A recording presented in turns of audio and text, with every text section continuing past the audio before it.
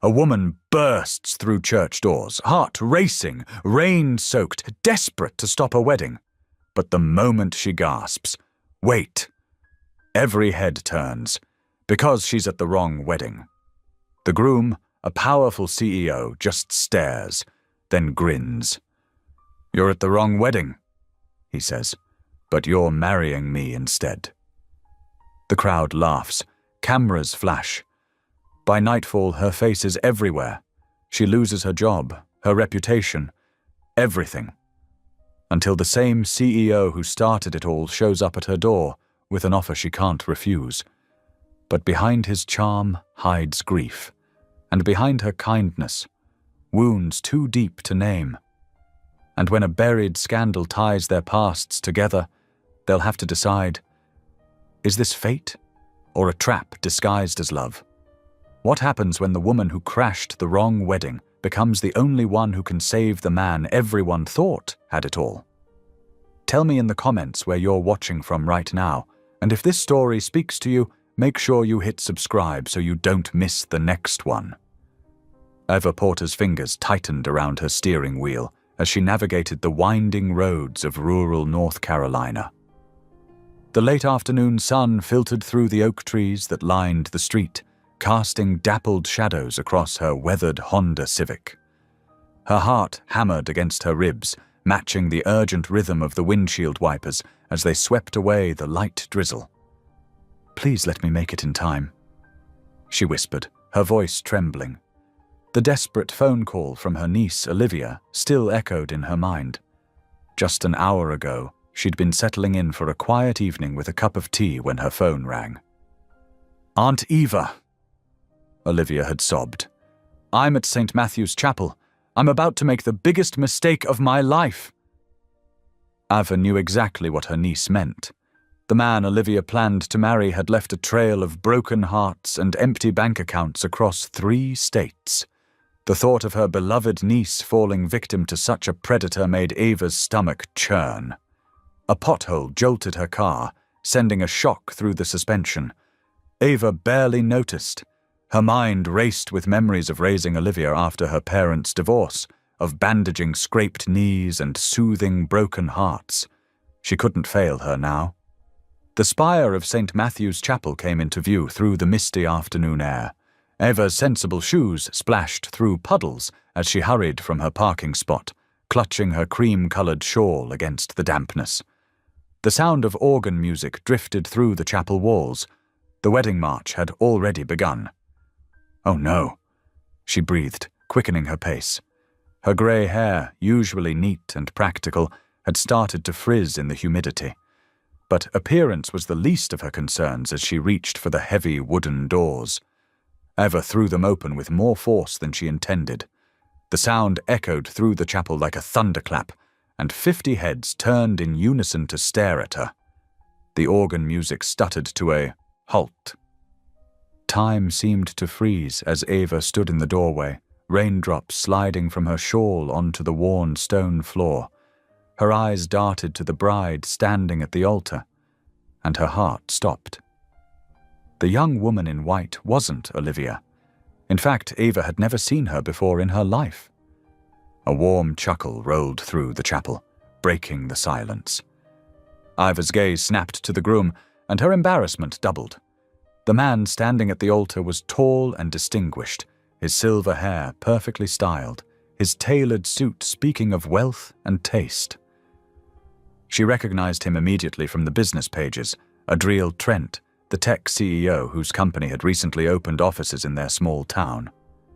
His blue eyes crinkled at the corners as he looked at her, and to Eva's horror, he spoke. "You're at the wrong wedding," he announced to the chapel at large, his voice rich with amusement. Then he added with a playful grin, "But you're marrying me instead." The tension in the chapel broke. Laughter rippled through the pews, and camera flashes began popping like summer lightning. Eva felt the blood drain from her face as the reality of her mistake crashed over her. She had burst into the wrong wedding. She had interrupted one of the most important moments in these people's lives. and now she was the center of attention in the worst possible way. She backed away, her shoes squeaking on the wet floor. Her throat closed up as she saw phones being raised, no doubt already uploading her humiliation to social media. The chapel's stained glass windows seemed to swim before her eyes as she turned and fled into the rain. The drops were falling harder now, soaking through her shawl as she stumbled down the chapel steps. Behind her, she could still hear laughter and the buzz of conversation. Her car seemed miles away, though it was only across the parking lot. How could I have gotten it so wrong? She whispered to herself, fumbling with her keys. Her hands were shaking so badly she could barely get them into the lock. St. Matthew's Chapel. It had to be here, Olivia said. But had Olivia specified which St. Matthew's? Ava's stomach sank as realization dawned. There were 2 churches of that name in the county. She had chosen the wrong one, and in doing so, had turned herself into a spectacle. Finally managing to unlock her car, Eva slid behind the wheel. Water dripped from her hair onto the steering wheel as she sat there, too mortified to even start the engine. After 30 years of being the steady one, the reliable nurse who never lost her composure, she had just made herself the laughingstock of the entire community. The rain drummed on the roof of her car, matching the pounding of her heart.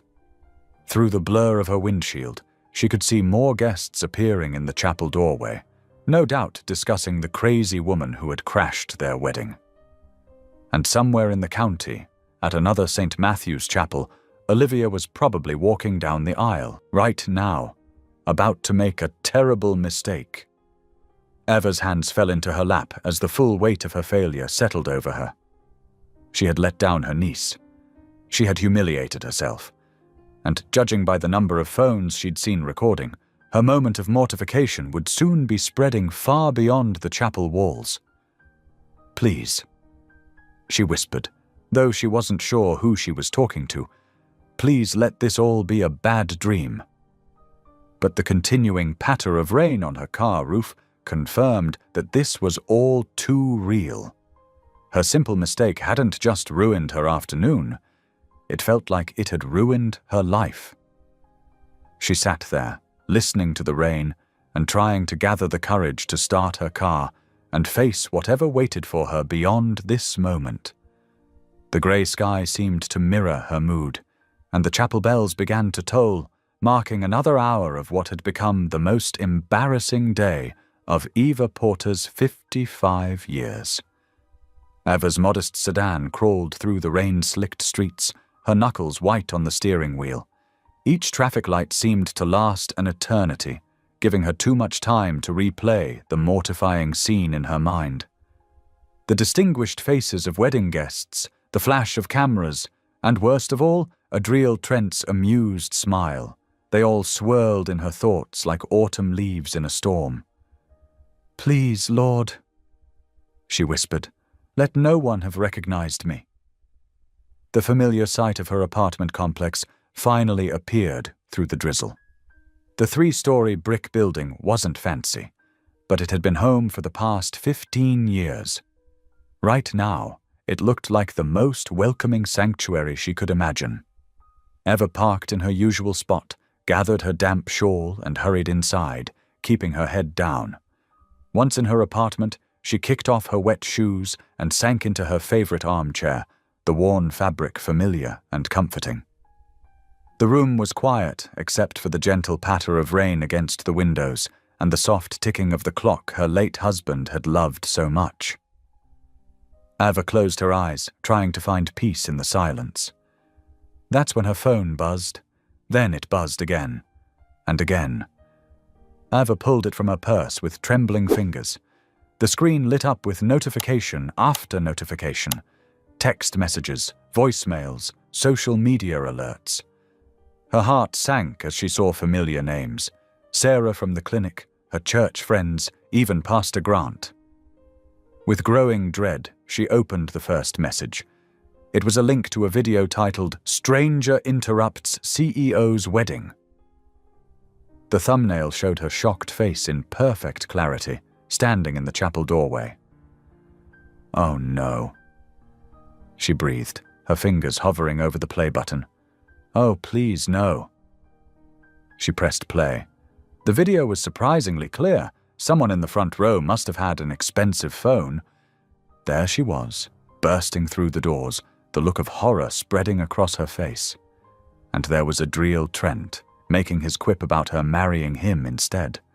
The video already had thousands of views.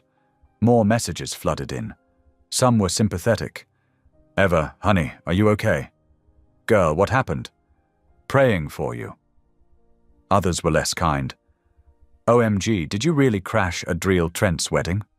Saw you on TikTok, you're famous." What were you thinking? Eva dropped the phone onto her lap and pressed her hands to her face. How had everything gone so wrong? She had only wanted to help Olivia. Now she was becoming an internet sensation for all the wrong reasons. Across town, in his modernist home overlooking Lake Waverley, Adriel Trent sat in his home office, the last rays of sunset painting the room in amber hues. His laptop screen showed the same viral video that was causing Eva such distress. He had watched it several times now, each viewing drawing his attention to different details. The genuine concern in her eyes when she first entered, the grace with which she carried herself even in mortification, the quiet dignity in her retreat. He leaned back in his leather chair, fingers steepled under his chin. Where others might have seen only an embarrassing interruption, Adriel saw something different. The woman's actions spoke of courage and sincerity, rushing to what she thought was someone in need, regardless of the personal cost. It was refreshing in its authenticity, especially after decades in the corporate world where every move was calculated. His phone buzzed with another message from his PR team, suggesting various ways to handle the situation. Adriel dismissed them with a wave of his hand. This wasn't a situation that needed handling, at least not in the way they meant. The next morning arrived with cruel brightness.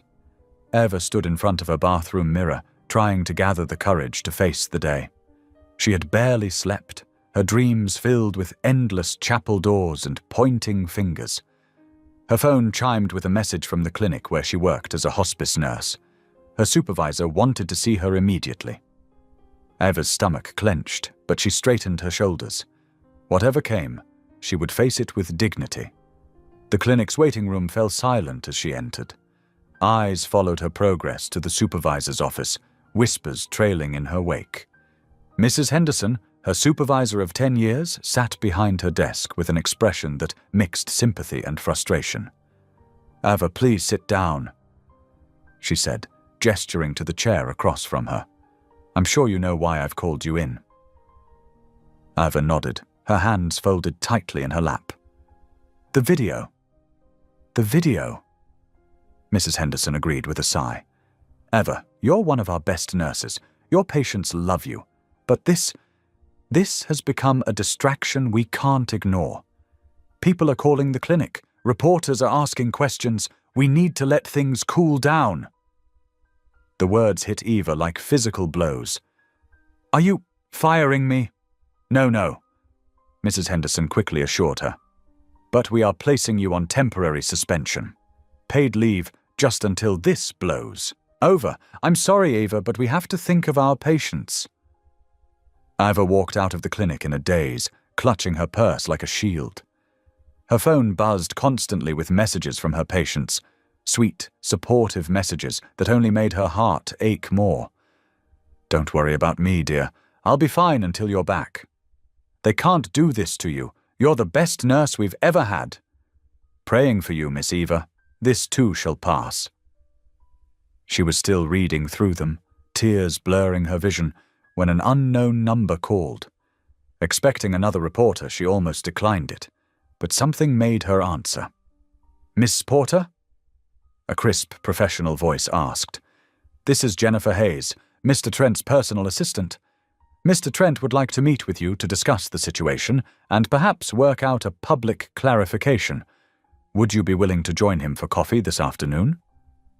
Ava's first instinct was to refuse. Hadn't she been humiliated enough? But as she thought about her suspended job, her worried patients, and the endless stream of messages, she realized she needed to do something to resolve this chaos. "Yes," she heard herself say. "Yes, I'll meet him." Jennifer gave her the address of a small cafe downtown, not one of the busy chains, but a quiet, local place known for its discretion. Ava spent an hour choosing her outfit, finally settling on a simple blue dress that her late husband had always said brought out her eyes. The cafe sat on a corner, its windows gleaming in the afternoon sun. Ava's hand trembled as she reached for the door. Through the glass, she could already see Adriel Trent seated at a corner table, 2 cups of coffee in front of him. As she entered, he looked up and smiled, not the amused grin from the wedding, but something warmer, kinder. Ava took a deep breath and walked towards the table, her heart pounding with each step. Whatever happened next would either make things better or much, much worse. But as she met Adriel's gentle gaze, she felt an unexpected glimmer of hope. Maybe, just maybe, this meeting would be the first step toward setting things right. Ava's fingers trembled slightly as she slid into the chair across from Adriel Trent. The cafe's warm lighting cast a gentle glow over the polished wood tables, and the soft murmur of conversation provided a comforting background. 2 steaming cups of coffee sat between them, their rich aroma filling the air. "I took the liberty of ordering for you," Adriel said, pushing 1 cup toward her. "I hope you don't mind. It's just regular coffee with room for cream." "Thank you," Ava managed, her voice barely above a whisper. Up close, she noticed how his silver hair caught the light, and how kind his eyes looked, so different from the composed CEO she'd seen in news photos. Adriel cleared his throat. "Ms. Porter, first and foremost, I owe you an apology." His fingers drummed lightly on the table. "My comment at the wedding? About you marrying me? Instead, it was impulsive and thoughtless. I never imagined it would go viral or cause you such distress." Ava's cheeks flushed pink. "Oh no, please don't apologize. The fault was entirely mine. I burst into the wrong wedding after all. I can't believe I mixed up the chapels." "St. Matthew's and St. Mark's do look remarkably similar," Adriel said with a gentle smile. "But my joke turned a simple mistake into a media circus, and for that I am truly sorry." Ava added cream to her coffee, grateful for something to do with her hands. "I suppose we both contributed to this situation." "Actually," Adriel said, leaning back in his chair, "I should clarify something. It wasn't even my wedding. I was the best man for my godson, Thomas. The media assumed—" He shrugged. "Well, they assumed what they wanted to assume." "Oh." Ava's eyes widened. "I had no idea. The headlines all said—" "Yes, the headlines." Adriel chuckled, but there was a touch of sadness in his voice. The media loves a good story, especially when it involves a CEO making headlines. He paused, taking a sip of his coffee. "I lost my wife Sarah 3 years ago. Cancer. I'm still—" He gestured vaguely. "Learning how to live again." Ava's heart softened at his confession. "I understand," she said quietly. "My husband James passed away 5 years ago. Heart attack. It was so sudden." She traced the rim of her coffee cup. "I never remarried either." Something shifted in the air between them. A shared understanding that needed no words. The weight of their respective losses created a bridge of empathy. "Faith helps," Eva added softly, "though sometimes it's hard to understand God's plan." Adriel nodded. "I struggled with that after Sarah. Still do some days. But I've learned that faith isn't about having all the answers. It's about trusting despite the questions." They talked easily after that, their conversation flowing naturally from faith to family, work to memories. Eva found herself sharing stories about her hospice patients, while Adriel spoke about his journey from startup founder to CEO. It's strange, Eva mused, how one small mistake can change everything. If I hadn't mixed up those chapels, sometimes mistakes are just detours to where we're supposed to be. Adriel replied thoughtfully. After a moment, he straightened in his chair. Which brings me to a suggestion. I could help with this situation, arrange a short interview, let you tell your side of the story. My PR team would ensure it's handled respectfully. Ava shook her head, though she appreciated the offer. Thank you, but no. I've never been comfortable in the spotlight. I just want my private life back, to return to my patients. Adriel respected her decision, though concern flickered across his face. They parted ways shortly after, both feeling lighter despite the unresolved situation. Eva thanked him for the coffee and understanding, while Adriel thanked her for her honesty and grace. The peace of their meeting, however, shattered when Eva pulled onto her street that evening. A large news van blocked her driveway, its satellite dish extending skyward like an accusing finger. As soon as she stopped her car, reporters swarmed around it, microphones thrust toward her windows. Miss Porter, can you comment on your relationship with Adriel Trent? Was the wedding interruption planned? Are you and Mr. Trent dating now? Iva's hands shook as she gripped her steering wheel. Her heart pounded so hard she could barely hear their questions over its rhythm. With trembling fingers, she managed to press the garage door opener, then waited an agonizing minute for the reporters to move enough for her to pull in. Once inside her house, she locked every door and drew all the curtains. Her sanctuary felt violated, her privacy invaded. She sank onto her couch, wrapping her arms around herself as tears threatened to fall. Across town, in his modern home overlooking Lake Waverley, Adriel watched the scene unfold on his television. The reporter's aggressive pursuit of Eva played out in high definition, and he could see the fear and distress on her face as she fled into her house. Guilt tightened his chest like a vice. His simple joke had sparked this chaos, and now this kind, gentle woman was being hounded by the media. He thought of their conversation, how she'd spoken about her patients with such compassion, how her eyes had lit up when discussing her faith despite her loss. Running a hand through his silver hair, Adriel made a decision. He would help Eva restore her reputation and regain her privacy, whether she accepted his help or not. He owed her that much. Picking up his phone, he began making calls, his CEO voice firmly in place. This situation needed to be resolved, and he had the resources to make it happen. The evening news continued to play in his background, showing more footage of Eva's house, now surrounded by news vans. Adriel's determination grew with each passing moment.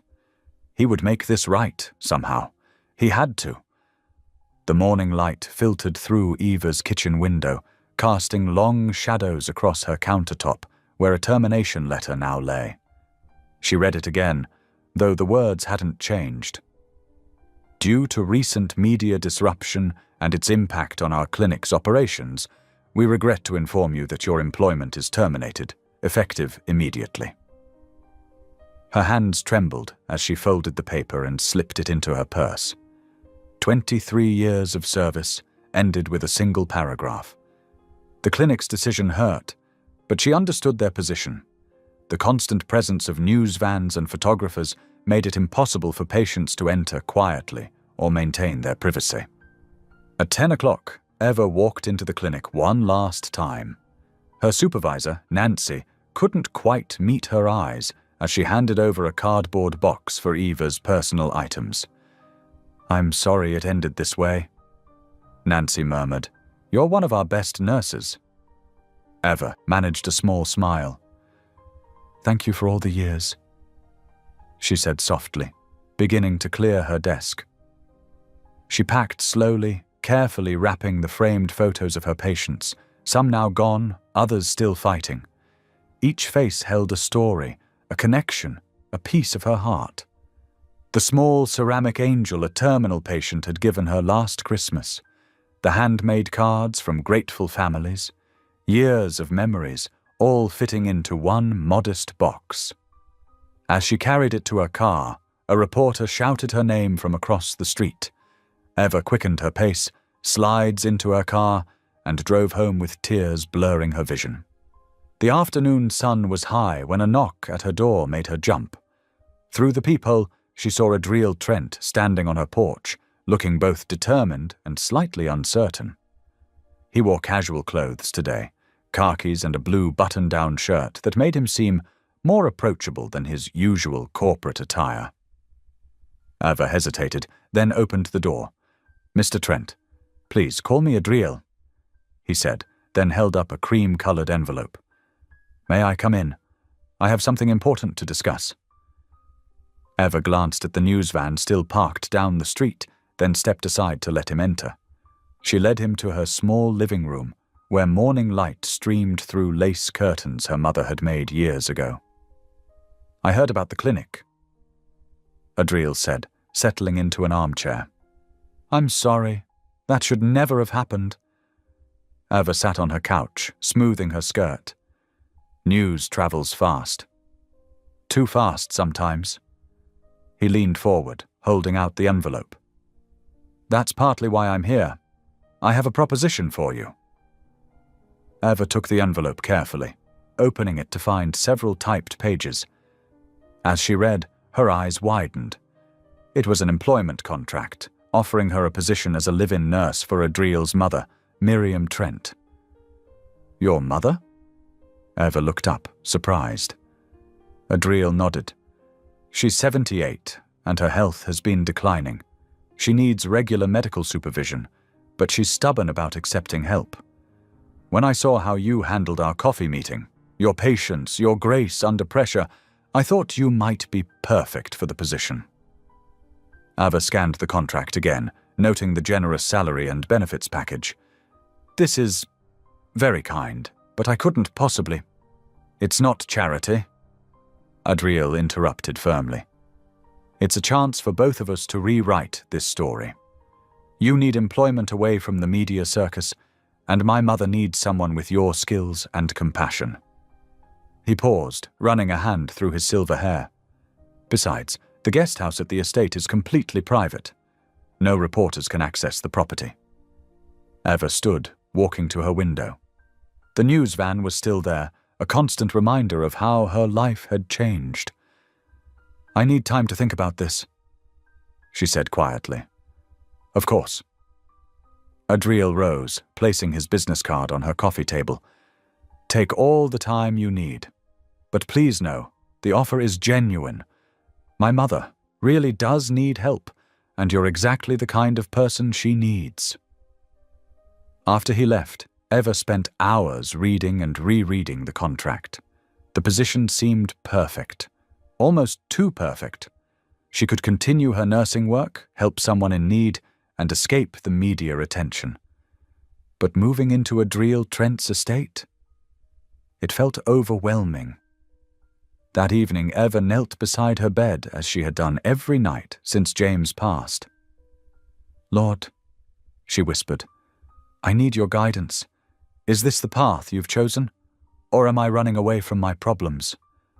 She prayed through the night, seeking clarity. As dawn broke, peace settled over her heart. The answer felt clear. This wasn't running away, but moving forward. Eva called Adriel's number early the next morning. When his secretary put her through, she said simply, "I accept the position." She could hear the smile in his voice. "I'm glad. When can you start?" "I can be ready by this evening if that's not too soon." "Perfect. I'll text you the address and gate code." The rest of the day passed in a blur of packing and preparation. Eva filled her car with essential items, leaving most of her furniture in her apartment. This was temporary, she reminded herself, just until things settled down and she found new work. As dusk approached, Eva followed her GPS up a winding road that hugged the shoreline of Lake Waverley. The gravel crunched beneath her tires as she turned onto a private drive marked Trent Estate. Tall pines lined the path, their branches creating patterns in the misty air. Through the gathering fog, she caught her first glimpse of the house. It stood 3 stories tall, its warm lights glowing through large windows, creating a welcoming beacon in the growing darkness. Stone and timber merged in elegant harmony, while carefully tended gardens surrounded the circular driveway. Eva parked near the front steps, her hands gripping the steering wheel as she took in her new temporary home. It was beautiful, intimidating, and completely foreign to her modest life. Yet somehow, as she watched the golden light spilling from the windows onto the misty grounds, she felt a strange sense of destiny. This unfamiliar world waited to test her spirit, but Eva Porter had faced greater challenges. With a deep breath, she stepped out of her car, ready to begin this new chapter, wherever it might lead. Eva stepped out of her car, smoothing her navy cardigan with trembling hands. Before she could reach for her overnight bag, the massive oak door swung open. A tall, elegant woman with silver-streaked hair stood in the entrance, her posture as straight as a ballerina's despite her age. This had to be Miriam Trent. "So you're the one who crashed my son's friend's wedding?" Miriam said, her voice carrying both refinement and an unmistakable edge. Her eyes, sharp as a hawk's, travelled from Eva's sensible shoes to her simple hairstyle. Eva felt her cheeks warm. "Mrs. Trent, Mother." Adriel's voice came from behind Miriam as he appeared in the doorway. "Eva is our guest now, and our new nurse," he added meaningfully. Miriam's perfectly shaped eyebrows rose slightly. "Well, come in then. The evening air isn't good for my arthritis." Eva followed them into a grand foyer with a sweeping staircase and crystal chandelier. The house was beautiful, but somehow felt hollow, as if it had forgotten how to be a home. "Let me show you to your room first," Adriel offered, but Eva shook her head. "If it's all right, I'd like to start work right away.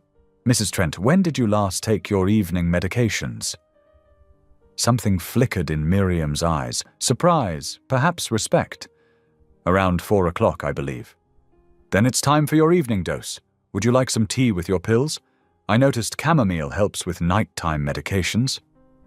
Miriam's stern expression softened slightly. "Chamomile would be acceptable." Eva followed them into a spacious kitchen with gleaming granite countertops. While the water heated, she reviewed Miriam's medication schedule, organizing the evening pills with practiced efficiency. Her hands moved automatically, finding comfort in the familiar routine. Earl Grey was Thomas's favorite, Miriam said suddenly, watching Eva prepare the tea. "My husband. He would drink it every evening on the terrace, watching the sunset over the lake." Eva placed the delicate china cup before Miriam. "Tell me about him?" For the next hour, as the sky darkened outside, Miriam shared stories about Thomas, his love for sailing, his terrible singing voice, the way he proposed during a thunderstorm. Eva listened attentively, noting how Miriam's voice grew stronger with each memory shared. Adriel watched from the doorway, something unreadable in his expression. When their private chef served dinner, a light soup with fresh bread, he finally joined them at the table. "Thank you," he said quietly to Eva as Miriam excused herself to rest. "I haven't heard Mother talk about Father so freely in years."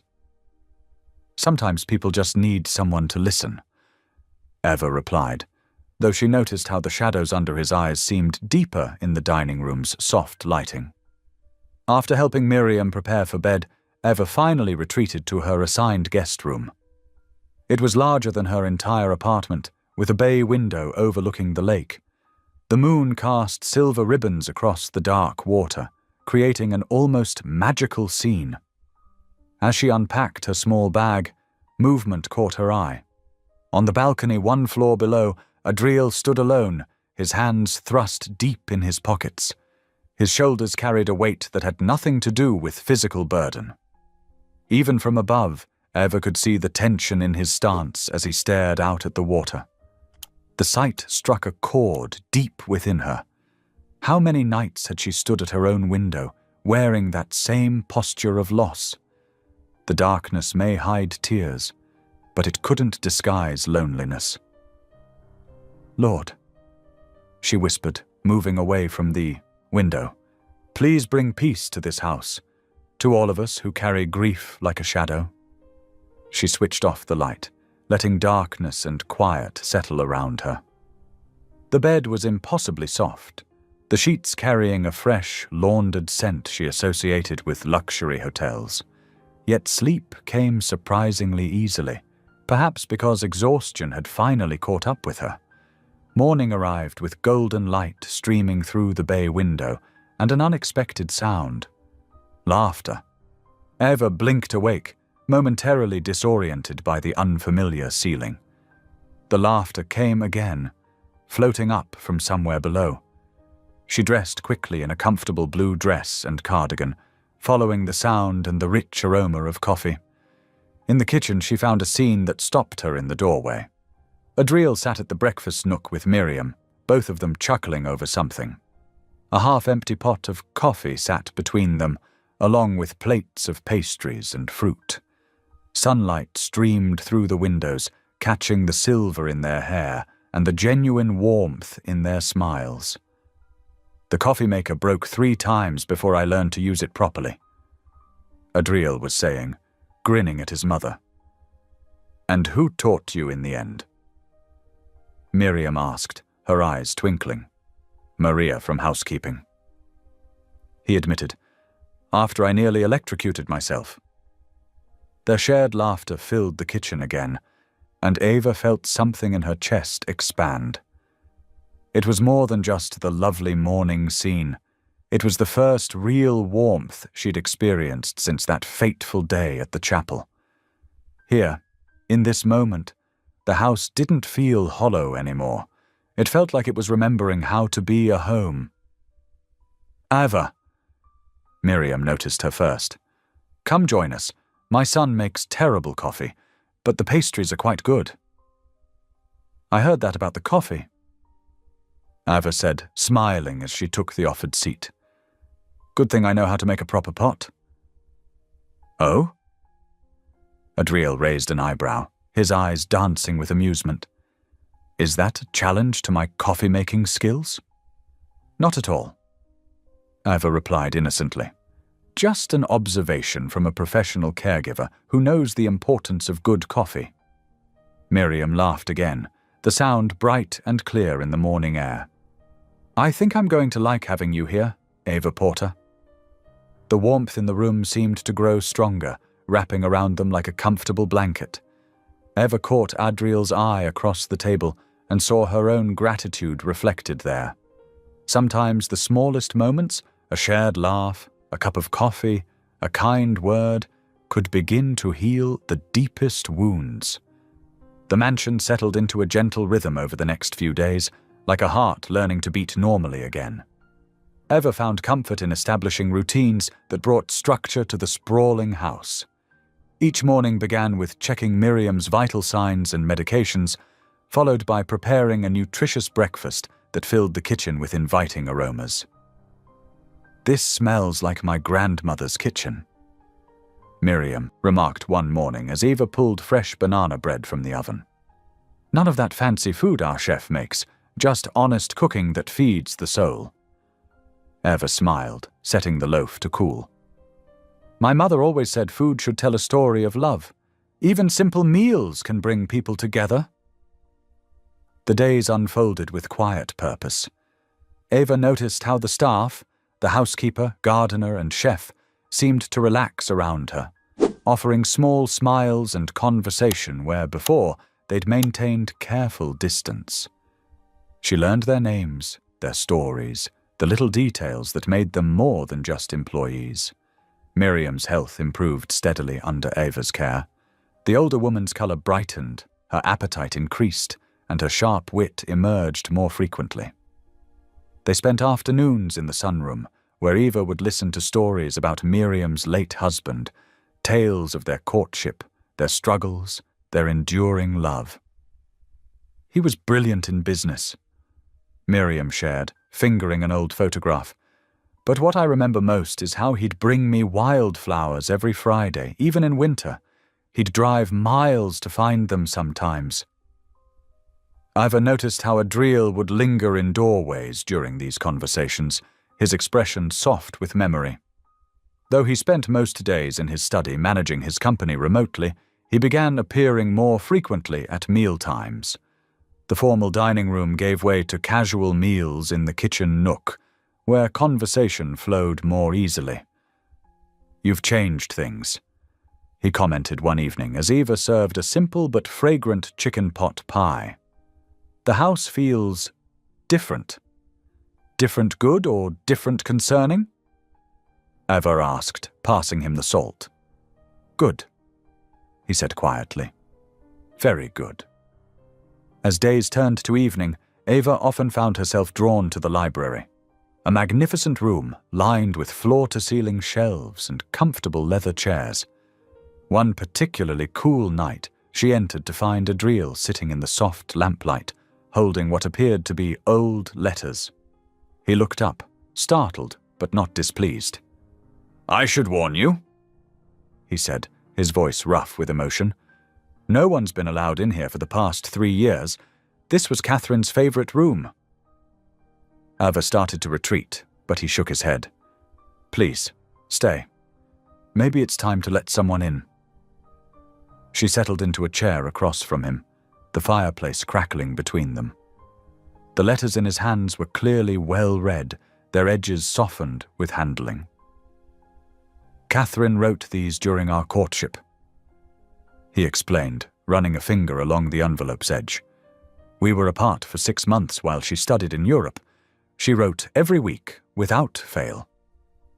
Eva watched as he carefully unfolded one letter, its paper thin with age. "She had beautiful handwriting," she observed softly. "She had beautiful everything." Adriel replied, his voice catching. "The doctors said it was quick, a brain aneurysm.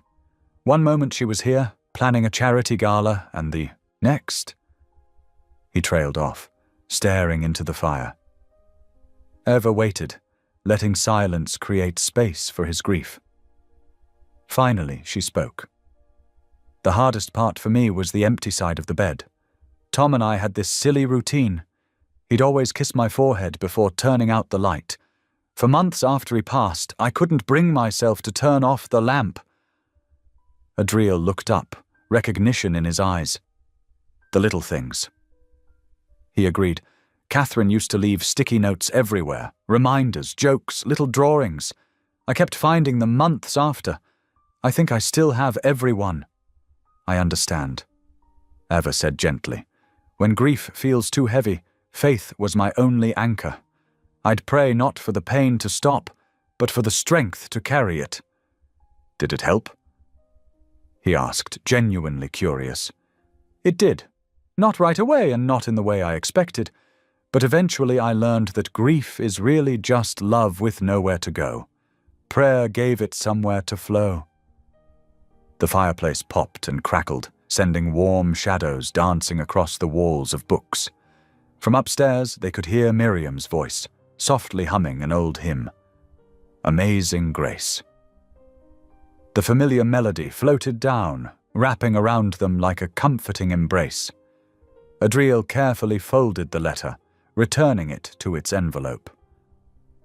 "Thank you," he said simply, but his eyes held volumes more. They sat in companionable silence, listening to Miriam's hymn and the quiet music of the fire. In that moment, the library felt less like a shrine to loss and more like a sanctuary for healing. The books around them stood witness to this small but significant change, this gentle opening of a door long closed. Eva watched the flames dance and felt the weight of the evening settle around them like a warm blanket. Sometimes, she realized, The most profound connections happen in silence, in the spaces between words where understanding flows without need for expression. Tonight, in this room that had held so much sorrow, something new was taking root. Not to replace what was lost, but to honor it by growing forward. The hymn from upstairs faded into the night's quiet, but its echo remained in their hearts, a reminder that grace often comes in unexpected moments, through unexpected people, in unexpected places. The gentle rhythm of days flowed like the lake waters outside Eva's window, each sunrise bringing new moments of quiet discovery. The mansion's formal atmosphere gradually softened, warmed by shared meals and evening conversations that stretched long past sunset. Eva found herself developing a habit of brewing chamomile tea around 10 o'clock each night. More often than not, Adriel would appear in the kitchen doorway, drawn by the familiar whistle of the kettle. "I heard the siren call of your tea," he'd say, leaning against the counter with a gentle smile that reached his eyes. "You mean the kettle?" Eva would tease back, already reaching for a second mug. Their late-night conversations meandered through various topics, childhood memories, favorite books, funny stories about Miriam's stubborn independence. Eva discovered that beneath Adriel's CEO exterior lay a dry wit that matched her own. "Remember when you thought I was getting married?" he asked one night, eyes twinkling over his steaming mug. Eva groaned, but couldn't help laughing. "I'm never living that down, am I?" "Not a chance," he replied, chuckling.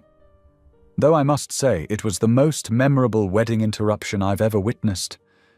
Your poor godson probably still has nightmares about random women bursting through chapel doors." These exchanges became treasured moments, filled with quiet laughter and growing comfort in each other's presence. Miriam watched this development with shrewd eyes and a knowing smile. One afternoon, while Eva helped her sort through old photographs, the older woman paused over a picture of Adriel from years ago. "I haven't seen him smile like that in so long," Miriam mused, then fixed Eva with a direct look. "Not until you came along, dear. You make my son smile again." Eva felt her cheeks warm. "Mrs. Trent, Miriam," the older woman corrected firmly. "And don't try to brush it off. I may be old, but I'm not blind. You've brought life back into this house." Before Eva could respond, Adriel appeared in the doorway. "Eva, I need to run some errands in town. Would you mind coming along? Mother's medication needs updating at the pharmacy."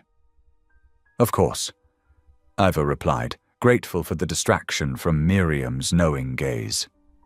The drive into town was pleasant, filled with comfortable conversation and the warm autumn sunshine. Adriel parked near the main street, and they walked together toward the pharmacy, discussing Miriam's improving health. The attack came without warning, the sudden rush of footsteps, the harsh click of cameras, the barrage of shouted questions. "Mr. Trent, is this a romance with your wedding crasher?" "Miss Porter, was it all planned for attention?" "How long have you two been secretly dating?" Eva froze, her heart hammering as flashbulbs exploded around them. But before she could react, Adriel moved swiftly, positioning himself between her and the paparazzi. His hand found hers, warm and steady, as he guided her toward the nearest store entrance. "Inside," he murmured, his voice low and protective. "Don't answer them." The bell above the bookstore door chimed as they rushed in, the owner quickly pulling down the blinds to block the photographers. Eva realized she was trembling slightly, her hand still clasped in Adriel's. "I'm so sorry," she whispered, mortified. "This is all because of me." Adriel's expression was fierce.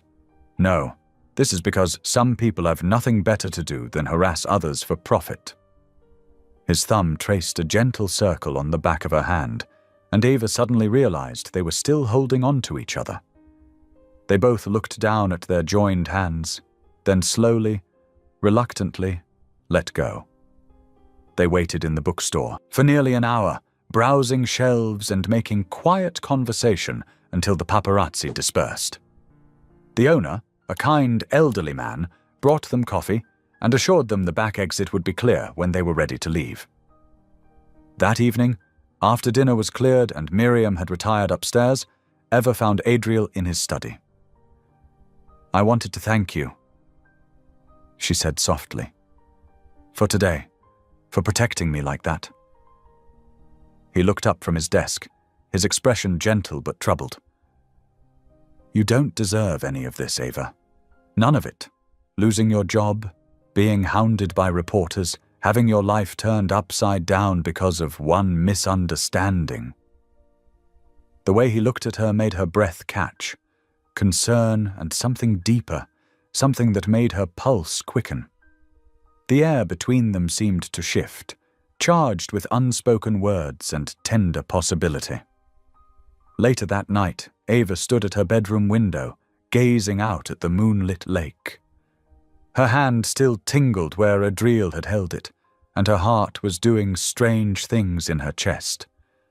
She couldn't remember the last time she'd felt this way, this alive, this aware of every moment, this full of nervous energy and sweet anticipation. The reflection in the window showed her cheeks were flushed, and her eyes were bright with something that looked remarkably like hope. She pressed her palm against the cool glass, watching ripples of moonlight dance across the water below, and allowed herself to acknowledge the truth. Something was changing, something beautiful and frightening and wonderful all at once.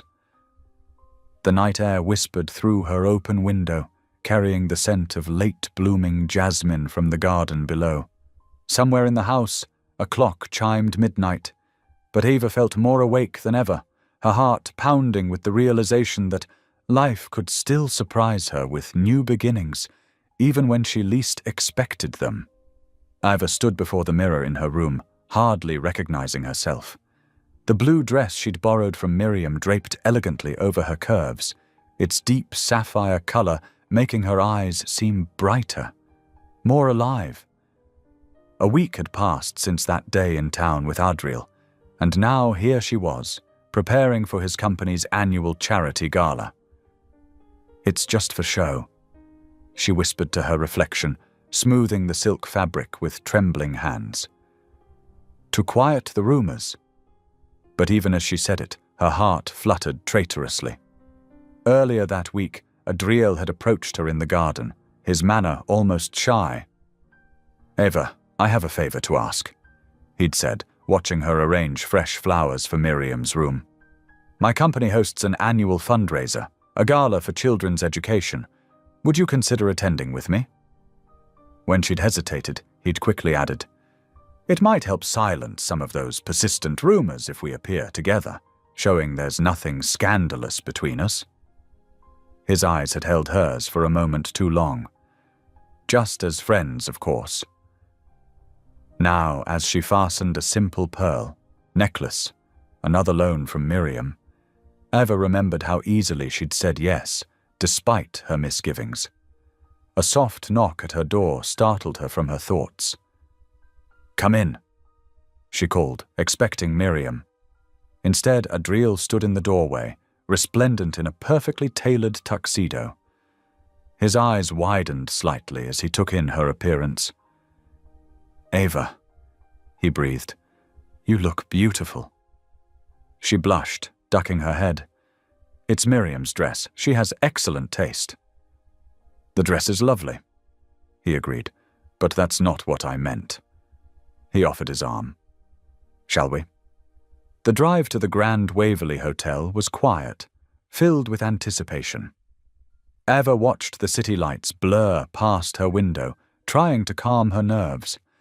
Adriel seemed to sense her anxiety, occasionally glancing at her with reassuring smiles. As they pulled up to the hotel entrance, Eva's breath caught. Crystal chandeliers spilled light onto the red carpet, where photographers and well-dressed guests mingled. I don't know if I can do this, she whispered. Adriel reached over and squeezed her hand. You can. Just remember, you're not alone this time. The moment they stepped out of the car, cameras began flashing. But true to his word, Adriel stayed close, his hand warm against her back as he guided her through the crowd. He fielded questions smoothly, introducing her simply as, "My dear friend Eva Porter," to everyone they met. Inside the ballroom, hundreds of candles cast a golden glow over tables draped in white silk. Classical music drifted from a string quartet in the corner.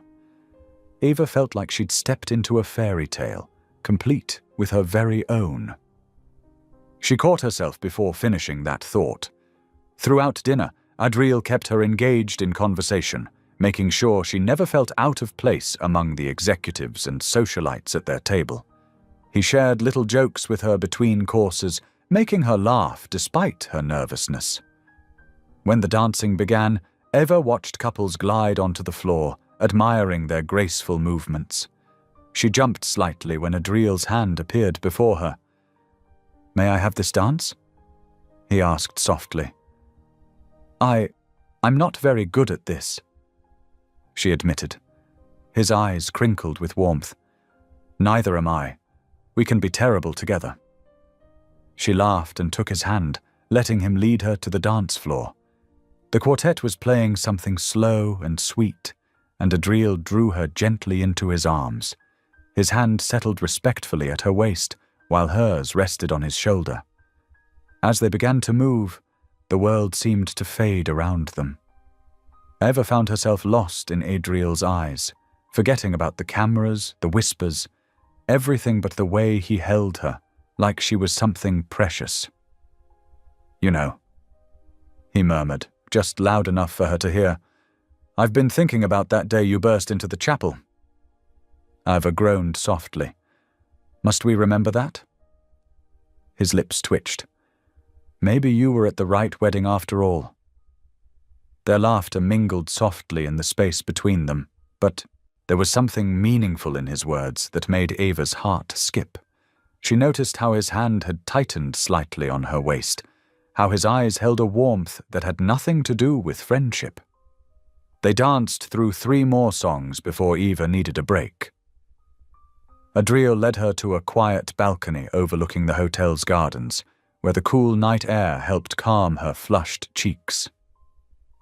"Thank you," she said quietly, "for making this evening so much easier than I expected." "Thank you for coming," he replied. "It wouldn't have been nearly as enjoyable without you." When it was time to leave, Adriel helped her into her wrap, his fingers brushing her shoulders in a way that sent shivers down her spine. At the car, their hands touched as he opened her door, lingering for just a moment too long.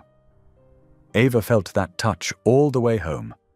They arrived back at the house to find lights still on in the kitchen.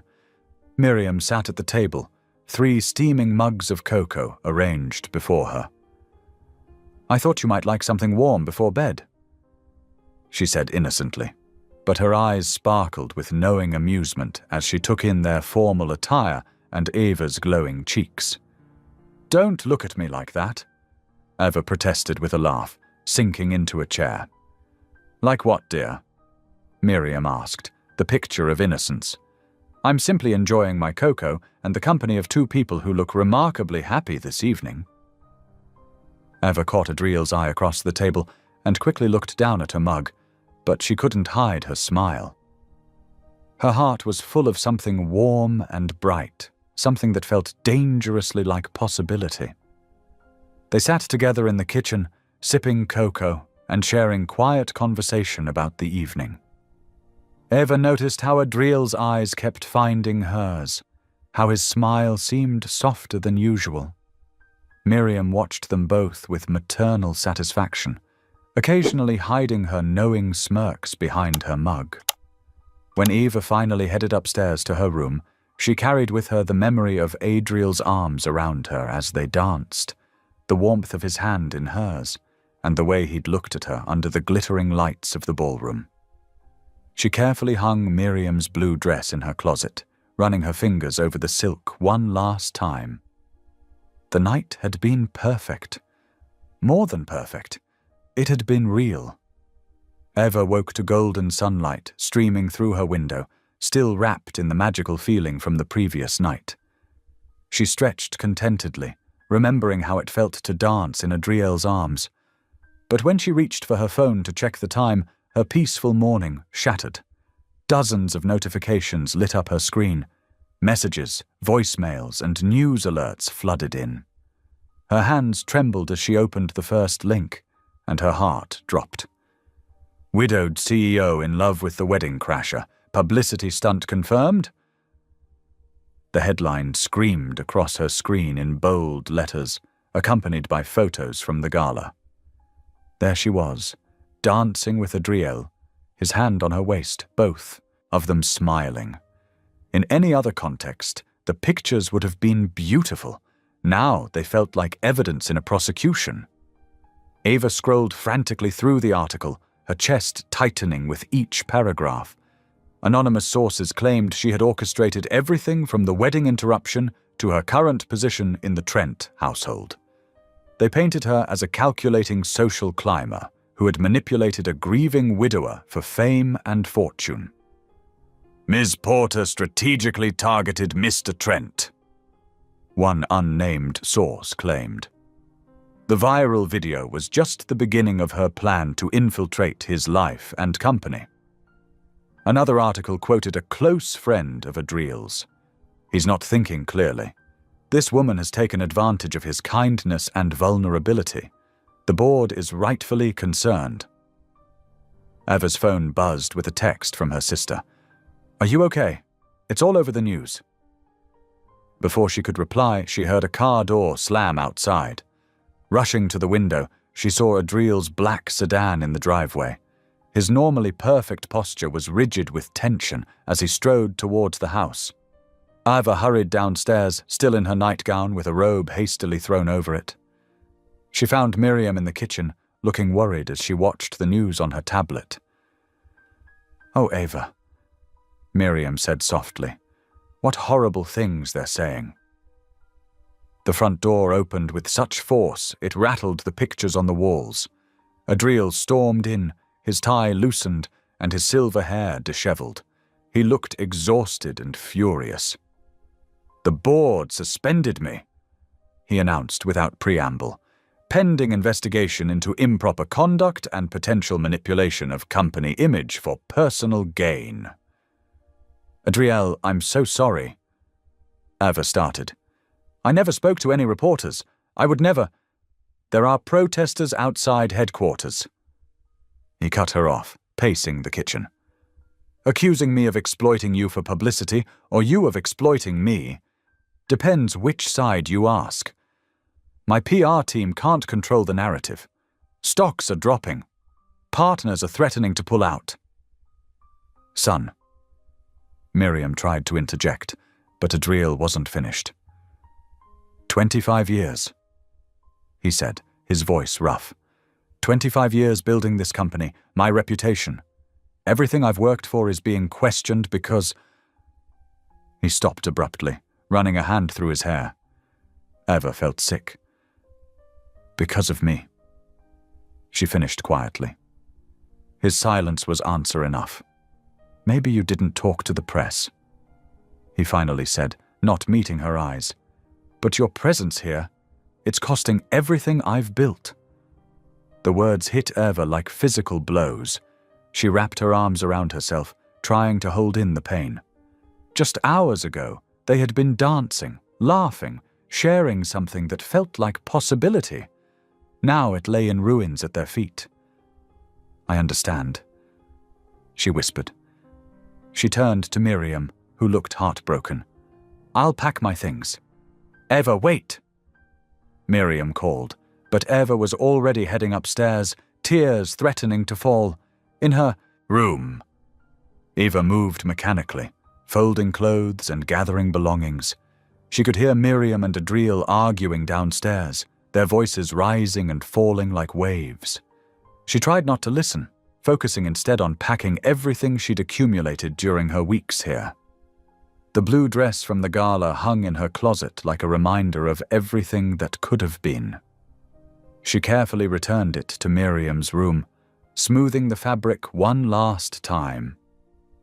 Evening fell, and Adriel retreated to his study for emergency conference calls.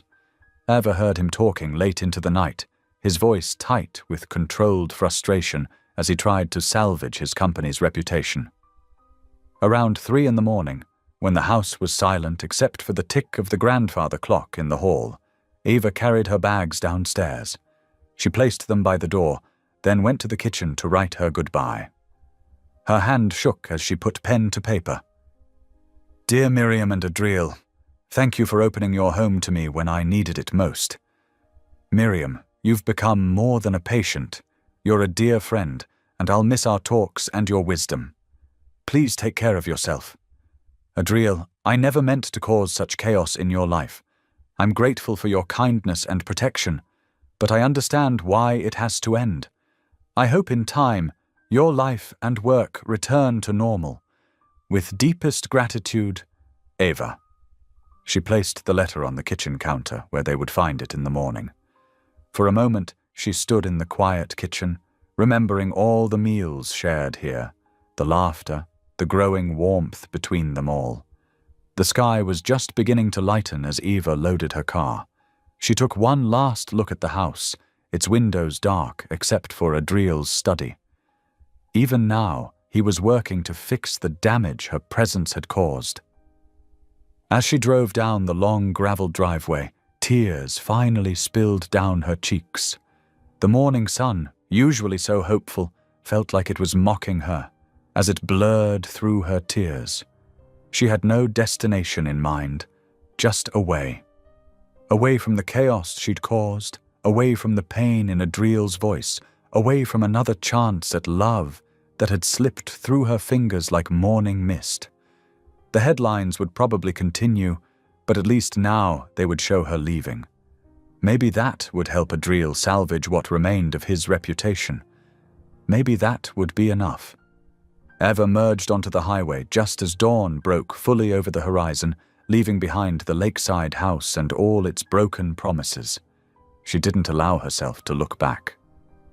Morning light filtered through the kitchen windows, casting long shadows across the marble countertop where Adriel's coffee sat untouched. His eyes were fixed on Eva's letter, reading it for the 3rd time as the words burned into his memory. The paper trembled slightly in his hands. Miriam entered the kitchen, her steps slower than usual. She took one look at her son's face and knew. "She's gone, isn't she?" Adriel nodded, passing her the letter without a word. The silence stretched between them as Miriam read, her expression growing more troubled with each line. "You let fear chase away grace," Miriam finally said, her voice heavy with disappointment. She placed the letter back on the counter with deliberate care. "Just like your father used to do when things got difficult." "Mother." Adriel started, but Miriam held up her hand. "No, you listen to me, Adriel Trent. That woman brought light back into this house. For the first time since Caroline passed, there was laughter here. Real laughter." She settled into a chair at the kitchen table, her movements stiff with age and emotion. "And you threw it away because of what? Some headlines? Stock prices?" "It's not that simple," Adriel defended, but his voice lacked conviction. The company will survive." Miriam cut in. "But will you? Will your heart?" Across town, Eva was unlocking the door to a small apartment she'd managed to rent near her old neighborhood. The space was nothing like the lakeside mansion, just a basic one-bedroom with worn carpet and dated wallpaper. But it was all she could afford on such short notice. She set down her bags and opened the blinds, letting in the morning light. The view was of a brick wall, not the sparkling lake she'd grown accustomed to, but she pushed that thought away. This was home now. This was starting over. Within days, Ava threw herself back into what she knew best, caring for others. She contacted her old hospice and offered to volunteer with their music therapy program. The coordinator welcomed her warmly, remembering her dedication from before the viral video incident. The first morning she walked into the hospice, guitar case in hand, something in her chest loosened. Here, among the patients and their families, nobody cared about viral videos or CEO scandals. They only cared about the comfort her music brought. She sat with Martha, a 78-year-old patient with advanced cancer, playing soft hymns while the woman dozed. Then with James, a former music teacher battling ALS, who smiled with his eyes as she played his favorite Beatles songs. The work filled her days with purpose, even as her nights remained hollow. Often, in quiet moments between patients, memories would surface unbidden. Miriam's sharp wit softening over evening tea, Adriel's rare but genuine laugh echoing across the dinner table, the way his hand had felt steady and warm against her back as they danced at the gala. She would push these thoughts away, focus on her music, on her patience, on putting one foot in front of the other. Meanwhile, at his office overlooking the city, Adriel was buried in paperwork. He'd thrown himself into investigating the fraud allegations, determined to clear both their names. His assistant had compiled boxes of financial records from his late wife Caroline's charitable foundation, dating back years before her death. Night after night, he pored over transaction histories, donor lists, and tax returns. The numbers began to blur together, but something kept nagging at him, a pattern he couldn't quite grasp. It was past midnight when he finally saw it. A series of donations, supposedly from Eva's late husband's accounts, didn't match the foundation's actual bank records. He dug deeper, tracing the money trail backward, and discovered a shocking truth. The fraudulent transactions had been orchestrated by Thomas Warner, Caroline's former business partner. Adriel sat back in his chair, stunned. Warner had been like family. He'd even spoken at Caroline's funeral. But the evidence was clear. Warner had been embezzling from the foundation for years, using various accounts to hide the money, including some linked to Eva's deceased husband. The realization hit him like a physical blow. Eva had been innocent all along. While he'd been letting doubt poison his trust, she'd been carrying the weight of false accusations. And instead of standing by her, he'd let his fears drive her away. He grabbed his phone, scrolling to Eva's number, but stopped short of calling. A simple phone call couldn't fix this. He needed to make things right, truly right. First, he had to expose Warner's fraud and clear Eva's name publicly. Adriel worked through the night, compiling evidence and preparing documentation for his legal team. As dawn approached, he stood at his office window, watching the city wake up. Somewhere out there, Eva was starting her day, probably heading to the hospice where he knew she'd been volunteering. He'd had his assistant keep tabs on her, not to interfere, but to make sure she was okay. The morning sun caught the lake in the distance, making it sparkle like it had on all those mornings they'd shared coffee on the terrace. He realized with sudden clarity that he wasn't just fighting to clear her name anymore. He was fighting to win her back, to prove that he could be worthy of the grace she'd brought into his life. He turned back to his desk, determined. The evidence was there. Warner's fraud would be exposed. Eva's reputation would be restored. But would it be enough? Would she forgive him for doubting her, for letting fear overwhelm what they'd begun to build? He thought of his mother's words, "You let fear chase away grace." She was right, of course. She usually was. But maybe, just maybe, it wasn't too late to chase grace back. The sun climbed higher over the city as Adriel gathered his files, preparing to meet with his lawyers. Each document he collected was another step toward the truth, another chance to make things right. Not just for his company or his reputation, but for Eva, for the possibility of love he'd been too afraid to embrace. The autumn breeze rustled through the hospice courtyard's maple trees, scattering golden leaves across the worn brick pathways. Ava sat on a weathered wooden bench, her fingers moving gently across the strings of an old guitar. The instrument had seen better days, its finish dulled by years of use, but the sound it produced was warm and pure. Her patient, Robert, lay back in his wheelchair with closed eyes, a peaceful smile on his weathered face as Eva played Amazing Grace. The familiar hymn drifted through the courtyard, mingling with the soft whisper of falling leaves and distant bird song. She was halfway through the second verse when movement at the courtyard entrance caught her eye. Her fingers froze on the strings, the melody dying mid-note. There, standing beneath the stone archway, was Adriel Trent. He looked different than she remembered, more tired, perhaps, with his silver hair slightly disheveled and dark circles under his eyes. His usual impeccable suit was replaced by a simple sweater and slacks, but his gaze, when it met hers, held the same intensity that had always made her heart skip. "Please," Robert whispered, his eyes still closed. "Don't stop playing."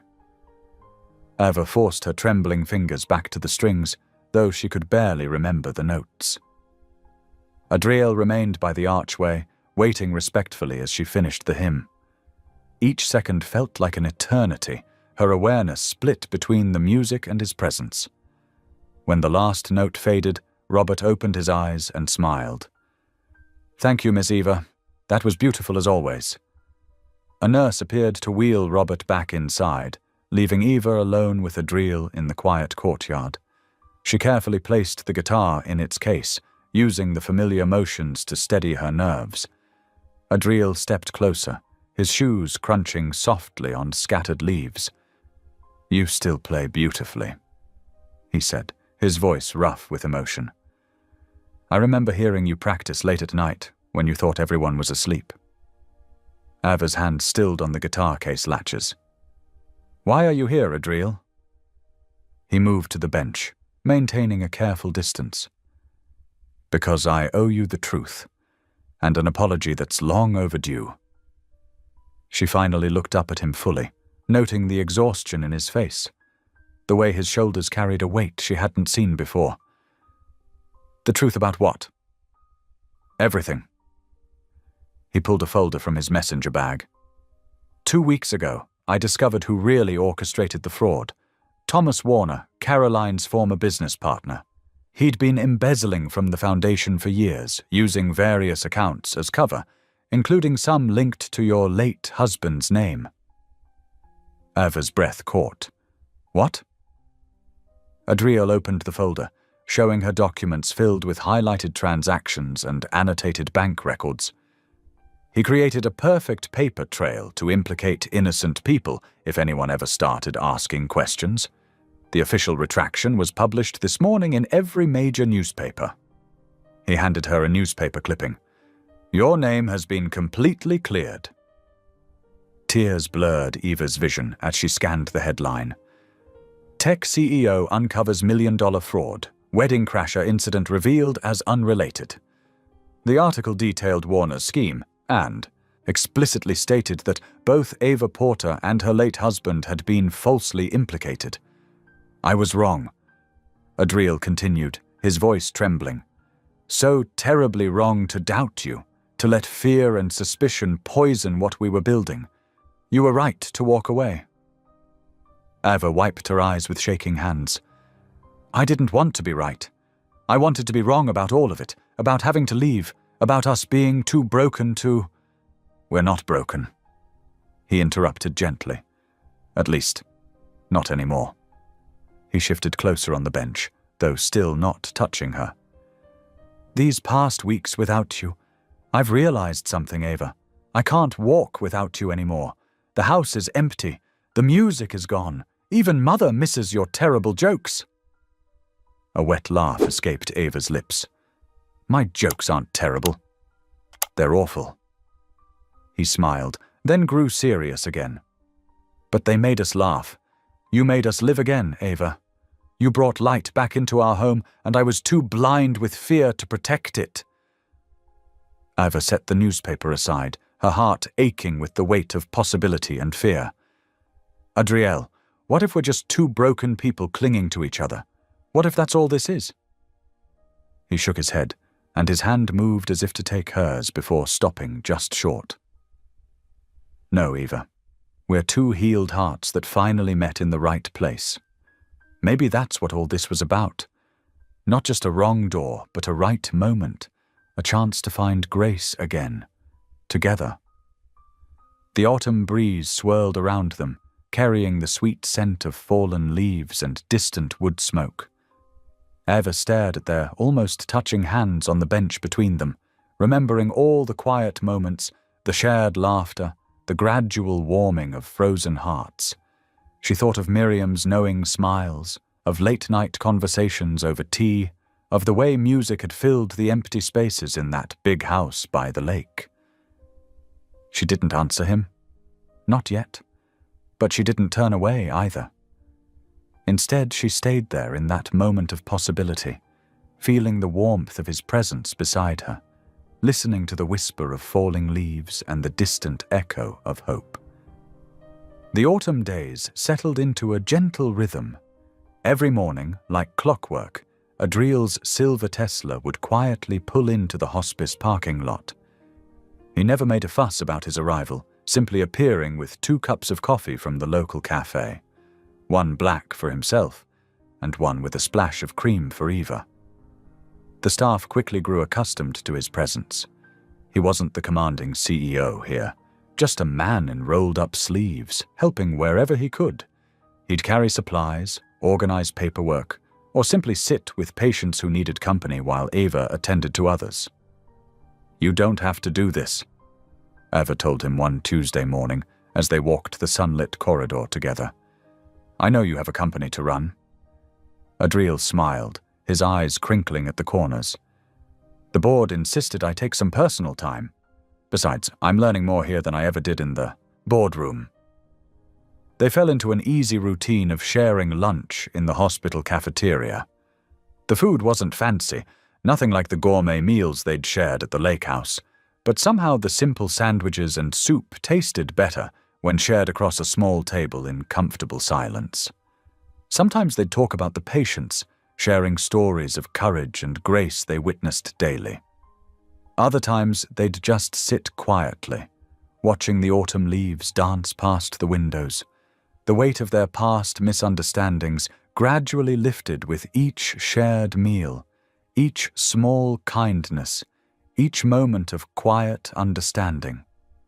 During patient rounds, Adriel would often trail behind Eva, watching her work with quiet admiration. Her gentle way with the terminally ill touched something deep in his soul. She had a gift for finding joy in the midst of sorrow, for bringing light into dark places. "You remind me of my Caroline sometimes," he said one afternoon as they walked between rooms. She had that same ability to make people feel seen, truly seen. Eva paused, touched by the comparison. "Tell me about her?" For the first time, Adriel spoke freely about his late wife, not with the heavy grief of before, but with gentle remembrance.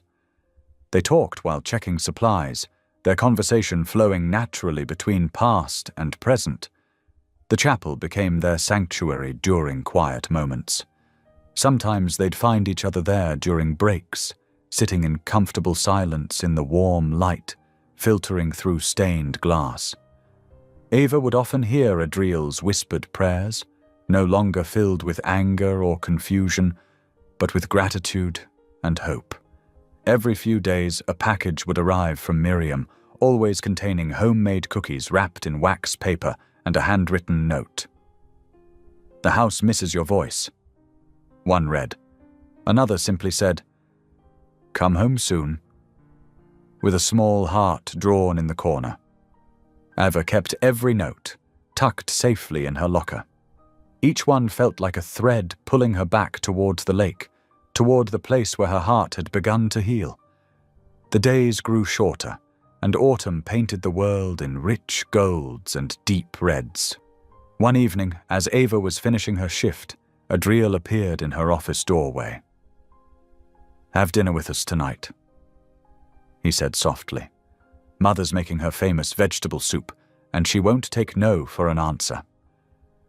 Ava looked up from her paperwork, seeing not just Adriel's invitation, but all it represented. Forgiveness, healing, possibility. "Just dinner?" she asked carefully. "Just dinner," he assured her. "Though I can't promise Mother won't try to convince you to stay forever." The drive to Lake Waverley was peaceful, the setting sun painting the water in shades of amber and rose. Ava's heart quickened as they turned onto the familiar gravel road, the house emerging through the trees like a welcoming beacon. Miriam was waiting at the door, her face lighting up at the sight of Eva. Without hesitation, she pulled Eva into a warm embrace. "Welcome home, dear one," she whispered, her voice thick with emotion. The house felt unchanged, yet somehow warmer, as if it had been waiting for her return. The familiar scent of fresh bread and herb-rich soup filled the kitchen. They gathered around the old oak table, where a simple meal was laid out: crusty bread, steaming bowls of vegetable soup, and a small vase of late autumn flowers. "I hope you don't mind the simplicity," Miriam said, passing the bread basket. "I've learned that sometimes the simplest things carry the most meaning." Ava broke the warm bread, inhaling its comforting aroma.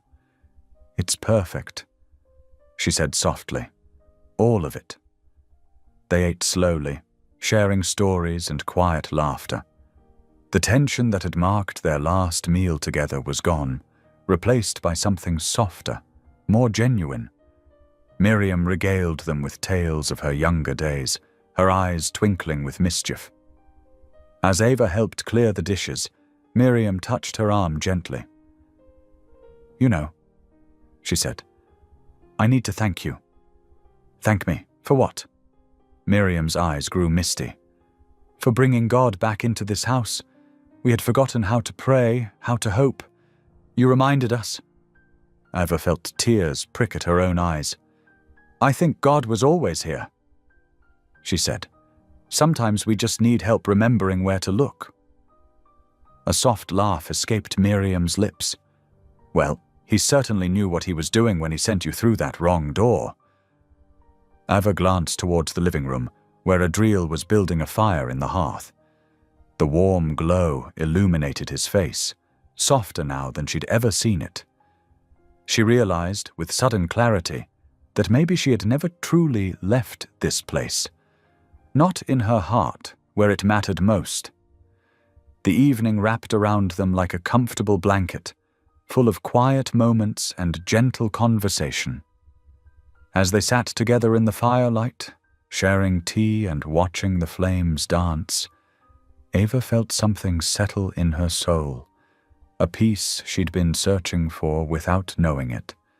She hadn't given Adriel an answer yet, hadn't made any promises about tomorrow, but sitting there, in the warm glow of family and faith restored, she understood that some answers don't need words. They simply need time, trust, and the courage to let love heal what was broken. The autumn morning dawned crisp and clear, sunlight dancing through the remaining leaves on the trees. Ava stood in front of her mirror, adjusting her simple cream-colored dress. A text from Adriel had arrived earlier. "Wear something nice. Small church event this afternoon. Nothing fancy." Her phone buzzed again. This time it was Miriam. "Dear, could you pick up some flowers on your way? Any kind will do." The request seemed oddly casual for Miriam, who usually had specific preferences about everything. Ava stopped at the local flower shop, selecting a bouquet of mixed blooms that reminded her of early fall, warm oranges, deep purples, and soft whites. The florist wrapped them carefully, a knowing smile playing at her lips. Ava drove towards St. Matthew's Chapel, Memories of that first day washed over her. The panic, the embarrassment, the way her whole world had shifted in an instant. She hadn't been back since then, always choosing to attend services at her old church closer to town. The gravel crunched under her tires as she pulled into the parking lot. Something felt different. The usual scattered cars of a small church event were missing.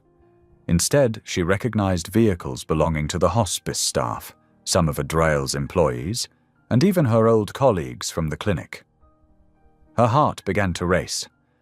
The chapel doors stood closed, but delicate white ribbons adorned the handles.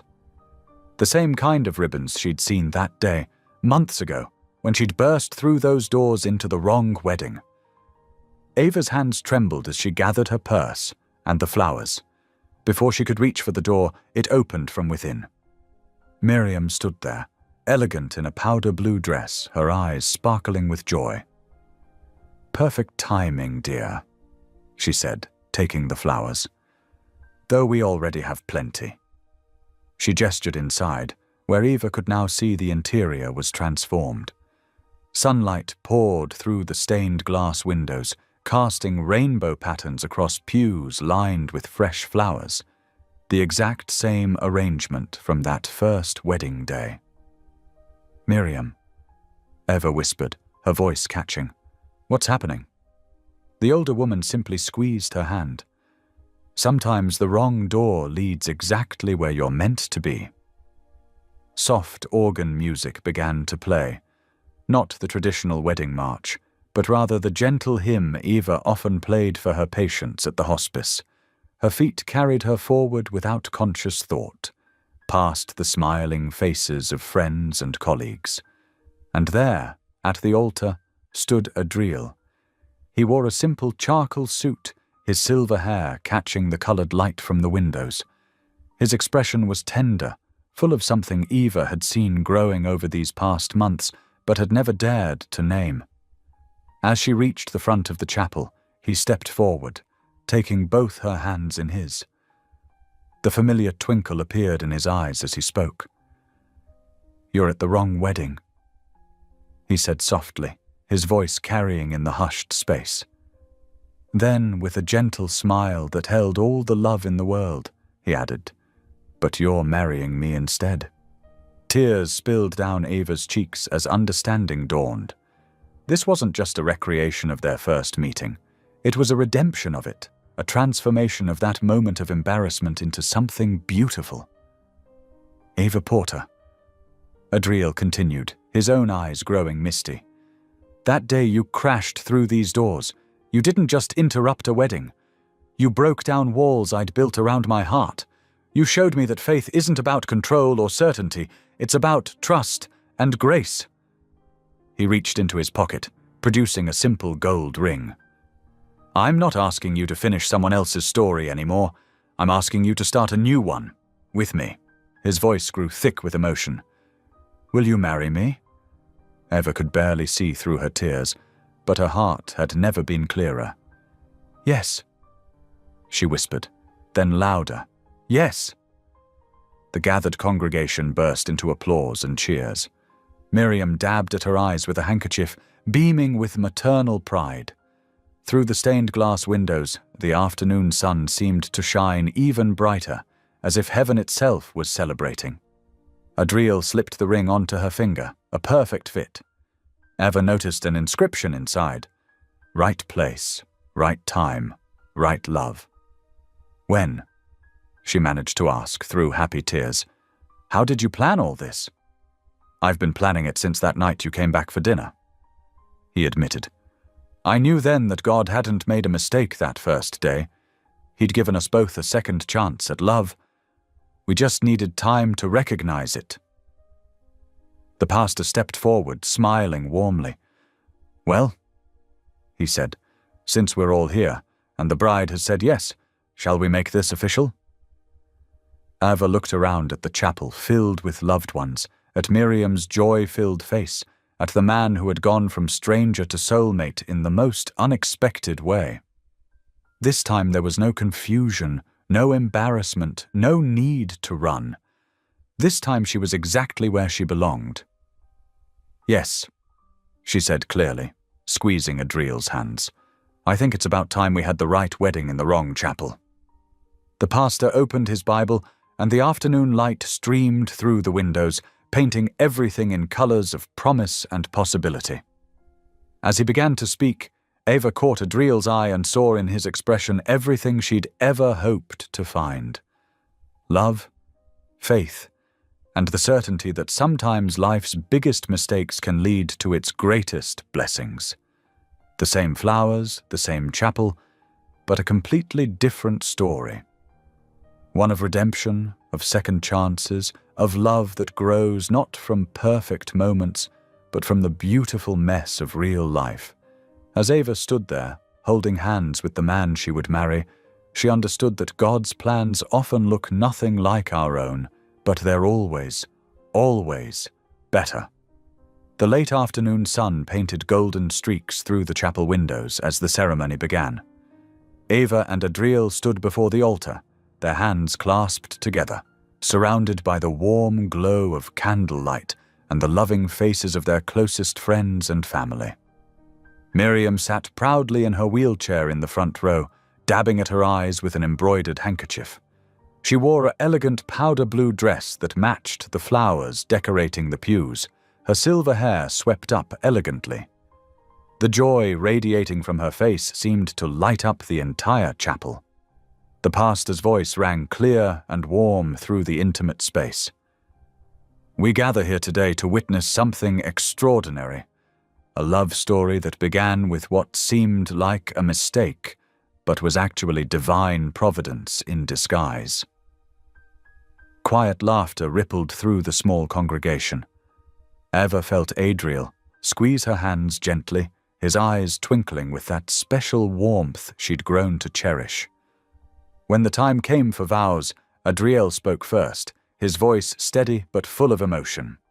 "Ava, when you burst through those doors that day, you didn't just interrupt a wedding, you interrupted my entire life. I had built walls around my heart, convinced that order and control were the only way forward. But you showed me that real strength lies in being vulnerable enough to love again." He paused, drawing a deep breath. "You brought laughter back into my home, light back into my mother's eyes, and faith back into my soul. I vow to spend every day thanking God for leading you through the wrong door at exactly the right time. I promise to cherish your compassionate heart, support your calling to care for others, and walk beside you in both sunshine and storm." Tears slipped down Eva's cheeks as she began her own vows. "Adriel, I came to this chapel that day thinking I needed to save someone else. Instead, God used that moment to begin saving me. Through all the chaos that followed, your kindness never wavered.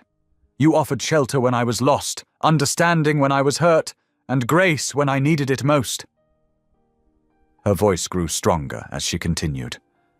"I vow to fill our home with the same warmth and acceptance you showed me. I promise to support your dreams, share your burdens, and remind you daily that sometimes the best plans are the ones we never made. Most of all, I vow to trust in the God who turned my biggest embarrassment into my greatest blessing." From her wheelchair, Miriam let out a happy sob, prompting gentle laughter from the gathered guests. The pastor smiled warmly as he led them through their rings and pronouncement. When he finally declared them husband and wife, Adriel pulled Eva close with tender reverence. Their first kiss as a married couple was sweet and gentle, full of promise. The small crowd erupted in heartfelt cheers and applause, their joy echoing off the chapel's high ceiling. Miriam's voice rang out above the others, "Praise the Lord!" As evening approached, the celebration moved to the lakeside behind their home. Hundreds of twinkling fairy lights had been strung between the trees, creating a magical canopy that reflected off the calm water. Tables draped in white linen held simple but elegant flower arrangements, and soft music drifted across the grounds from a small string quartet. Ava had changed into a simpler dress for the reception, one that allowed her to move freely. She'd kicked off her shoes, preferring to feel the grass beneath her feet. Adriel watched her with amused affection as she wiggled her toes in delight. "May I have this dance, Mrs. Trent?" he asked, extending his hand with a playful bow. Iva's heart skipped at her new name. "Always, Mr. Trent," she replied, taking his hand. They swayed together beneath the stars, their movements natural and unhurried. The fairy lights created a gentle glow around them, and the music seemed to blend perfectly with the sound of small waves lapping at the shore. "I've never seen you look so alive," Adriel murmured, pulling her closer. Eva rested her head against his chest, feeling his steady heartbeat. "I've never felt so alive," she admitted. "It's like I can finally breathe deeply again." Later in the evening, they stood together at the water's edge, their fingers intertwined. The moon cast a silver path across the lake, and the night air was filled with the sweet scent of jasmine from Miriam's garden. "I have something to tell you," Adriel said softly. "I've been working on a project, and I want you to be part of it." Eva turned to face him, curiosity bright in her eyes. "We're reopening the foundation," he explained, but with a new purpose. The Eva Porter Care Trust will be dedicated to supporting hospice and elderly care programs. Your work has shown me what truly matters, not just treating illness, but nurturing spirits and protecting dignity. Eva's breath caught in her throat. "Adriel, that's... You've taught me that true wealth isn't measured in profit margins," he continued, drawing her close. "It's measured in the comfort we bring to others, in the grace we show in difficult moments, in the love we share when it matters most." Tears glimmered in Eva's eyes as she wrapped her arms around him. Behind them, the fairy lights twinkled like earthbound stars, and the gentle lap of water against the shore provided a peaceful rhythm to their embrace. The evening air carried the sound of laughter and music from their celebrating guests, reminding them they weren't alone in their joy. From her place near the refreshment table, Miriam watched her son and new daughter-in-law with satisfied contentment, knowing that her home would now always be filled with the warmth of true love and genuine faith. The gentle autumn breeze carried the scent of pine and jasmine across Lake Waverley as life settled into a peaceful rhythm at the Trent household. Weeks after their wedding, Eva and Adriel had found their own dance of daily routines, sharing quiet moments between busy schedules and creating a home filled with love and laughter. Eva transformed the sunlit corner room into the foundation's headquarters, its windows offering a calming view of the lake. She spent her mornings there, reviewing applications from families struggling with hospice care costs, coordinating with local healthcare providers, and ensuring that no one faced end-of-life decisions alone. The work fulfilled her in ways she'd never expected, allowing her to extend her nurturing spirit far beyond the walls of their home. Miriam flourished under Eva's continued care. Her strength returned steadily, and soon she was able to tend to her beloved garden again, though Eva kept a watchful eye from nearby. The older woman's sharp wit remained intact, but it had softened, wrapped now in warmth and gratitude rather than defensive pride. "You've brought life back to this house," Miriam told Eva one morning as they arranged fresh flowers in the kitchen. "Not just for Adriel, but for me too. God knew exactly what he was doing when he led you through those chapel doors." Adriel adapted to working remotely, setting up his office down the hall from Eva's. He found himself taking more breaks throughout the day, drawn to the sound of his wife's gentle laughter or his mother's humming. The corporate world that had once consumed him now felt properly sized, important but no longer all-encompassing. On this particular evening, the sky painted itself in brilliant oranges and pinks as the sun began its descent toward the horizon. Eva and Adriel sat together on the wraparound porch, sharing the comfortable silence of two hearts completely at peace. The wooden swing creaked softly as they swayed, Eva's head resting against her husband's shoulder. "I still can't believe I walked into the wrong wedding," Eva mused, a hint of laughter in her voice as she remembered that chaotic day. Adriel's chest rumbled with a soft chuckle.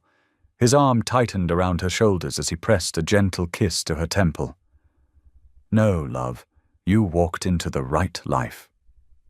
Eva's eyes grew misty at his words. She thought about how God had turned her moment of greatest embarrassment into the path to her greatest joy. The viral video that had seemed like a disaster had led her here, to this porch, to this man, to this life filled with purpose and love. Together they watched the sun sink lower, casting long shadows across the lawn. The lake water sparkled like scattered diamonds, and somewhere in the distance a whippoorwill began its evening song. Without speaking, they joined hands and bowed their heads in prayer. "Dear Lord," Eva began softly, "thank you for your perfect timing, even when we can't understand it. Thank you for turning our endings into beginnings. Thank you for second chances," Adriel continued, his voice thick with emotion, "for showing us that love doesn't end with loss, but can bloom again when we least expect it. Thank you for grace." They finished together, their fingers intertwined. As they opened their eyes, the last rays of sunlight painted everything in golden hues. Through the open window behind them, they could hear Miriam humming an old hymn as she prepared evening tea, a sound that had become as much a part of their home as the creaking of floorboards or the whisper of wind through pine needles. Eva turned to look at her husband, seeing in his face the same contentment she felt in her heart. The man who had once hidden behind corporate success now wore his joy openly, unafraid to show the world how love had transformed him. "Shall we join your mother for tea?" she asked, standing and offering him her hand. Adriel smiled, taking it and rising to his feet. "In a minute," he said, pulling her close for one more moment. "I just want to remember this, right here, right now. How perfectly everything worked out." Eva nodded, understanding completely. Every day felt like a gift, every moment a reminder that faith could guide them through any storm to find the peace waiting on the other side. As they stood together on their porch, watching the day's final light fade into dusk, they were filled with gratitude for the strange and wonderful path that had brought them together. Their story had begun with a mistake, but it had grown into something beautiful, a testament to God's ability to weave hope from confusion, joy from sorrow, and lasting love from a single moment of divine timing. The evening star appeared in the darkening sky, a bright point of light above the lake.